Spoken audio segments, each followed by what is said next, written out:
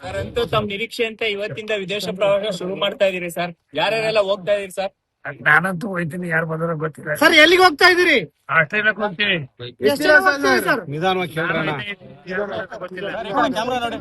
Sir ಈಗ sir, ಯಾಕೆ ಹೋಗ್ತೀರಾ ಇರೋಣ ಸರ್? ಒಂದ್ ನಿಮಿಷ ಸರ್. ಯಾಕೆ ಹೋಗ್ತಿರೋದು ಸರ್ ಪ್ರವಾಸ? ಅಲ್ಲ, ಸರ್ ವಿಶ್ರಾಂತಿ, ಈಗ ವಿಲಾಸಿ ಜೀವನ ಮಾಡಕ್ಕೆ. ಜೀವನ ಮಾಡಕ್ಕೆಲ್ಲ ಹಾ.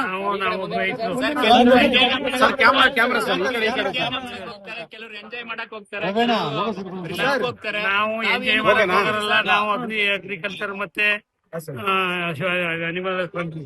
ಸರ್ ಬಜೆಟ್ ಸಂದರ್ಭದಲ್ಲಿ ಈಗ ಹೋಗುವಂತದ್ದು ಅನಿವಾರ್ಯ. ಬಜೆಟ್ ಬಸಂತ ನಾನು ಬಜೆಟ್ ಮಾಡ್ತೀನಿ ನಾ. ಗವರ್ಮೆಂಟ್ ಹತ್ರ ಇರ್ತೀವಿ.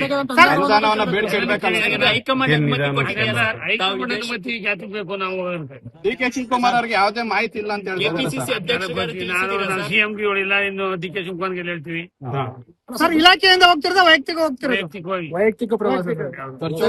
ಸರ್ ಎಷ್ಟು ಜನ ಶಾಸಕರು ಹೋಗ್ತಾ ಇದ್ದಾರೆ ಸರ್ ಒಟ್ಟು? ಗೊತ್ತಿಲ್ಲ, ಇನ್ನು ನಾನಂತ ಹೋಗ್ತಾ ಇದ್ದೀನಿ. ನಿಮ್ ಜೊತೆ ಯಾರ್ಯಾರು ಸ್ನೇಹಿತರು ಬರ್ತಾ ಇದಾರೆ ಸರ್? ಗೊತ್ತಿಲ್ಲ ಅಂತ ಹೇಳಿದ್ರೆ ನಿಮ್ಮನ್ನೆಲ್ಲ ಸರ್, ಕೋಆರ್ಡಿನೇಷನ್ ಮಾಡಿದ್ದು ಯಾರು ಅಂತ ಸರ್, ಸರ್? ವಾಪಸ್ ನಿಮ್ಮನ್ನೆಲ್ಲ ಕೋಆರ್ಡಿನೇಷನ್ ಮಾಡಿದ್ದು ಯಾರು ಅಂತ ಸರ್?